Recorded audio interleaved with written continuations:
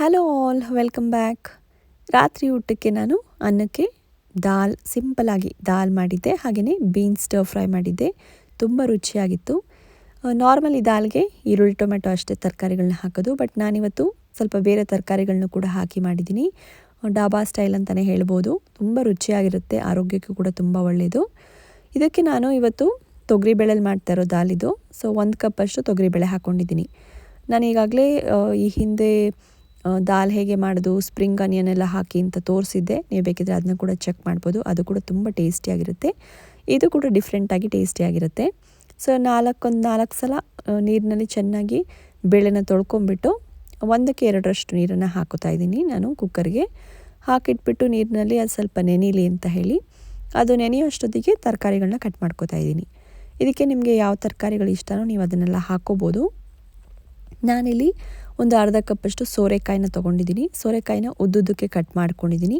ಹಾಗೆ ಕ್ಯಾಪ್ಸಿಕಮ್ ಮತ್ತು ಕ್ಯಾರೆಟನ್ನು ಚಿಕ್ಕದಾಗಿ ಕಟ್ ಮಾಡ್ಕೊಂಡಿದ್ದೀನಿ. ನೀವು ಬೇಕಿದ್ರೆ ಚಾಪರ್ಗೆ ಹಾಕಿಬಿಟ್ಟು ಕೂಡ ಚಿಕ್ಕದಾಗಿ ಕಟ್ ಮಾಡ್ಕೋಬೋದು. ಸೊ ಇವಾಗ ಬೇಳೆ ಒಂದು ಸ್ವಲ್ಪ ನೆಂದಿದೆ. ಇದಕ್ಕೆ 1 ಈರುಳ್ಳಿ, 1 ಟೊಮ್ಯಾಟೊನ 2 ಭಾಗ ಮಾಡಿ ಹಾಕ್ತಾಯಿದ್ದೀನಿ. ಹಾಗೆಯೇ ಒಂದು 2 ಹಸಿಮೆಣಸಿನ್ಕಾಯಿ, ಕಟ್ ಮಾಡ್ಕೊಂಡಿರುವಂತಹ ಎಲ್ಲ ತರಕಾರಿಗಳನ್ನೂ ಹಾಕೋತಾ ಇದ್ದೀನಿ. ನೀವು ಖಾರಕ್ಕೆ ಬೇಕು ಅಂದರೆ ಇನ್ನೊಂದು ಸ್ವಲ್ಪ ಜಾಸ್ತಿ ಹಸಿಮೆಣಸಿನ್ಕಾಯಿ ಹಾಕೋಬೋದು. ಒಂದು 4-5 ಬೆಳ್ಳುಳ್ಳಿ, ಹಾಗೆಯೇ ಒಂದು ಅರ್ಧ ಸ್ಪೂನಷ್ಟು ಅರಿಶಿಣದ ಪುಡಿ, 1 ಸ್ಪೂನಷ್ಟು ಕಾಶ್ಮೀರಿ ಚಿಲ್ಲಿ ಪೌಡರ್ ಬರುತ್ತಲ್ಲ, ಅದು ಬರೀ ಖಾರಕ್ಕಲ್ಲ, ಕಲರ್ಗೆ ಅಷ್ಟೇ. ಹಾಗೆಯೇ ಒಂದು ಅರ್ಧ ಸ್ಪೂನಷ್ಟು ಜೀರಿಗೆ ಪುಡಿ, ಒಂದು ಸ್ವಲ್ಪ ಇಂಗು, ರುಚಿಗೆ ಎಷ್ಟು ಬೇಕೋ ಅಷ್ಟು ಉಪ್ಪು ಬೇಕು ಅಂದರೆ ಇವಾಗ ಹಾಕೋಬೋದು, ಇಲ್ಲ ಬೇಳೆ ಬೆಂದ ಮೇಲೆ ಲಾಸ್ಟಲ್ಲಿ ಹಾಕೋತೀನಿ ಅಂತ ಹೇಳಿದ್ರೆ ಆಮೇಲೆ ಬೇಕಾದರೂ ನೀವು ಹಾಕೋಬೋದು. ಎಲ್ಲ ಚೆನ್ನಾಗಿ ಮಿಕ್ಸ್ ಮಾಡಿಬಿಟ್ಟು ಇದಕ್ಕೆ ಒಂದು ಅರ್ಧ ಸ್ಪೂನಷ್ಟು ಎಣ್ಣೆ ಅಥವಾ ತುಪ್ಪ ಬೇಕಾದರೂ ನೀವು ಹಾಕ್ಬೋದು. ಹಾಕಿದ್ರೆ ತುಂಬ ಚೆನ್ನಾಗಿರುತ್ತೆ, ಟೇಸ್ಟಿಯಾಗಿರುತ್ತೆ, ಡಾಬಾ ಸ್ಟೈಲ್ ಥರನೇ ಇರುತ್ತೆ.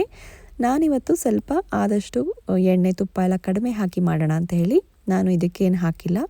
ಒಗ್ಗರಣೆಗೆ ಹೇಗಿದ್ದರೂ ತುಪ್ಪ ಹಾಕ್ತೀನಿ 1 ಸ್ಪೂನು ಅಂತ ಹೇಳಿ ನಾನು ಹಾಕಿಲ್ಲ. ಸೊ ಅದು ಬೇಯೋಷ್ಟೊತ್ತಿಗೆ ಈಗ ನಾನು ಪಲ್ಯಕ್ಕೆ ರೆಡಿ ಮಾಡ್ಕೋತಾ ಇದ್ದೀನಿ. ಇಲ್ಲಿ ಬೀನ್ಸನ್ನು ಕಟ್ ಮಾಡ್ಕೋತಾ ಇದ್ದೀನಿ. ಒಂದು ಅಂದಾಜು ಮೇಲೆ ಒಂದು 30 ಬೀನ್ಸ್ ತೊಗೊಂಡಿದ್ದೀನಿ, ಒಂದು 1/4 kg ಅಂತ ಹೇಳ್ಬೋದು. ಇದನ್ನು ಉದ್ದುದಕ್ಕೆ ಕಟ್ ಮಾಡ್ಕೋತಾ ಇದ್ದೀನಿ. ನಿಮಗೆ ಯಾವ ಸೈಜಿಗೆ ಬೇಕೋ ಆ ಸೈಜ್ಗೆ ನೀವು ಕಟ್ ಮಾಡ್ಕೋಬೋದು, ಬಟ್ ಈ ಪಲ್ಯಕ್ಕೆ ಉದ್ದುದಕ್ಕೆ ಇದ್ದರೆ ಚೆನ್ನಾಗಿರುತ್ತೆ.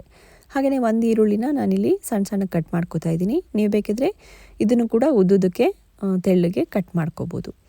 ಸೊ ಈ ಪಲ್ಯ ಮಾಡೋದು ತುಂಬ ಈಸಿ, ಬಟ್ ತುಂಬ ಟೇಸ್ಟಿಯಾಗಿರುತ್ತೆ. ಇದಕ್ಕೇನು ಜಾಸ್ತಿ ಐಟಮ್ಸ್ ಕೂಡ ಬೇಕಿಲ್ಲ, ಬೀನ್ಸು ಮತ್ತು ಈರುಳ್ಳಿ ಇದ್ದರೆ ಆಯಿತು.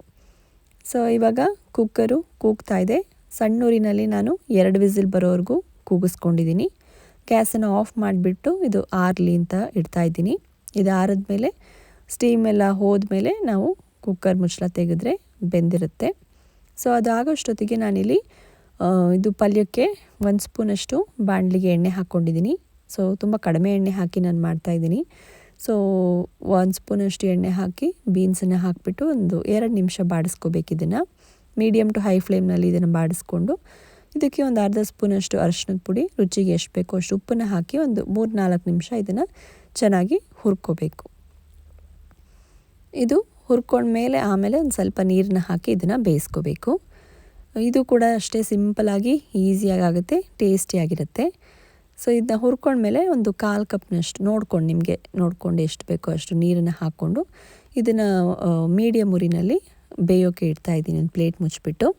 ಈಗ ಕುಕ್ಕರ್ ಕೂಗಿ ಆರಿದೆ. ಸೊ ದಾಲ್ ಕೂಡ ಬೆಂದಿದೆ, ಅಂದರೆ ಬೇಳೆ ಬೆಂದಿದೆ. ಸೊ ಇದನ್ನ ಒಂದು ಸ್ವಲ್ಪ ಮ್ಯಾಶ್ ಮಾಡ್ಕೋತಾ ಇದ್ದೀನಿ. ಮಸಿಯೋ ಕೋಲಿದ್ರೆ ಅದರಲ್ಲಿ ಮ್ಯಾಶ್ ಮಾಡ್ಕೊಳ್ಳಿ, ಇಲ್ಲಾಂದರೆ ಈ ಕರಂಡಿದು ಹಿಂಭಾಗ ಇರುತ್ತಲ್ಲ ಅದರಲ್ಲಿ ಕೂಡ ನೀವು ಮ್ಯಾಶ್ ಮಾಡ್ಕೋಬೋದು. ಸೊ ನಿಮಗೆ ಎಷ್ಟು ಕನ್ಸಿಸ್ಟೆನ್ಸಿ ಯಾವ ಥರ ಬೇಕೋ ಆ ಥರ ನೀವು ಮ್ಯಾಶ್ ಮಾಡ್ಕೋಬೋದು. ನಾನು ಜಸ್ಟ್ ಸ್ವಲ್ಪ ಮಾಡ್ಕೊಂಡಿದ್ದೀನಿ. ಸ್ವಲ್ಪ ತರಕಾರಿ ಎಲ್ಲ ಬಾಯಿಗೆ ಸಿಕ್ಕಿದ್ರೆ ಚೆನ್ನಾಗಿರುತ್ತೆ ಅಂತ ಹೇಳಿ ತುಂಬ ಏನು ಮ್ಯಾಶ್ ಮಾಡೋಕ್ಕೆ ಹೋಗಿಲ್ಲ. ಸೊ ನಿಮ್ಗೆ ಹೇಗೆ ಇಷ್ಟನೋ ಹಾಗೆ ಮಾಡಿ. ಸೊ ಡಾಬಾ ಸ್ಟೈಲ್ ಆದ್ದರಿಂದ ತುಂಬ ಏನು ನೀರಾಗಿರಲ್ಲ ದಾಲು, ಸೊ ಸ್ವಲ್ಪ ಗಟ್ಟಿಗೆ ಇರುತ್ತೆ. ನಾನು ಹಾಗಾಗಿ ಇನ್ನೇನು ಎಕ್ಸ್ಟ್ರಾ ನೀರನ್ನು ಸೇರಿಸಿಲ್ಲ.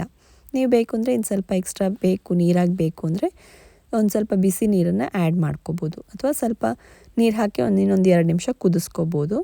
ಉಪ್ಪು ಬೇಕು ಅಂದರೆ ಈ ಟೈಮ್ನಲ್ಲಿ ನೋಡಿಕೊಂಡು ಹಾಕ್ಕೊಳ್ಳಿ. ಇವಾಗ ಇಲ್ಲಿ ಬೀನ್ಸು 1/4 ಭಾಗ ಬೆಂದಿದೆ. ಸೊ ಇದಕ್ಕೆ ನಾನು ಹೆಚ್ಚಿಟ್ಕೊಂಡಿರೋ ಈರುಳ್ಳಿನ ಹಾಕಿ 1 ಸ್ಪೂನಷ್ಟು ಚಿಲ್ಲಿ ಫ್ಲೇಕ್ಸ್ ಹಾಕ್ತಾಯಿದ್ದೀನಿ.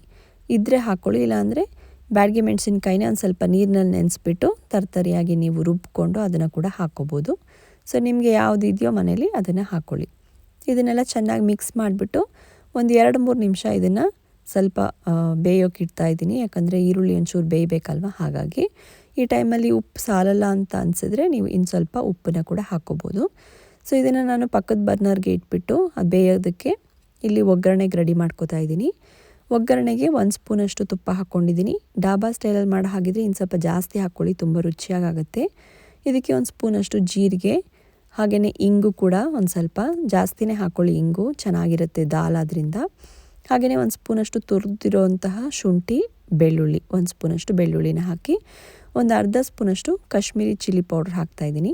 ಇದು ಅಷ್ಟೇ ಒಳ್ಳೆ ಕಲರ್ ಕೊಡುತ್ತೆ, ತುಂಬ ಚೆನ್ನಾಗಿ ಅನಿಸುತ್ತೆ, ತಿನ್ನೋದಕ್ಕೂ ಟೇಸ್ಟಿಯಾಗೂ ಇರುತ್ತೆ.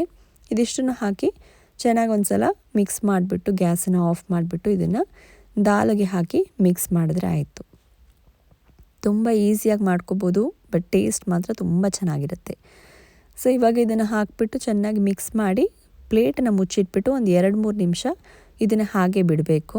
ಪ್ಲೇಟ್ ಮುಚ್ಚಿಬಿಟ್ರೆ ಈಗ ನಾವು ಹಾಕಿರೋ ಒಗ್ಗರಣೆ ಚೆನ್ನಾಗಿ ದಾಲ್ಗೆ ಫ್ಲೇವರು, ಘಮ ಎಲ್ಲ ಕೊಡುತ್ತೆ. ಹಾಗಾಗಿ ಒಂದು ಪ್ಲೇಟ್ ಮುಚ್ಚಿಬಿಟ್ಟು ಒಂದು 2-3 ನಿಮಿಷ ಬಿಟ್ಟ ಮೇಲೆ ಆಮೇಲೆ ನೀವು ಊಟಕ್ಕೆ ಹಾಕ್ಕೊಂಡು ತಿನ್ಬೋದು. ಬೀನ್ಸ್ ಪಲ್ಯ ಕೂಡ ರೆಡಿ ಇದೆ, ಅದನ್ನು ಕೂಡ ನಾನು ಗ್ಯಾಸ್ ಆಫ್ ಮಾಡಿ ಎತ್ತಿಟ್ಟಿದ್ದೀನಿ. ಸೊ ಇವಾಗ ಪ್ಲೇಟ್ನಲ್ಲಿ ನಾನು ರೆಡ್ ರೈಸ್ ಯೂಸ್ ಮಾಡಿದ್ದೀನಿ. ನೀವು ಯಾವ ಅನ್ನ ತಿಂತೀರೋ ಅದನ್ನು ನೀವು ಹಾಕ್ಕೊಂಡು ದಾಲು, ಪಲ್ಯ, ಮೊಸರು ಅಥವಾ ಸಲಾಡ್ ಇದ್ದರೆ ಸಲಾಡ್ ಕೂಡ ಹಾಕ್ಕೊಂಡು ತಿನ್ಬೋದು.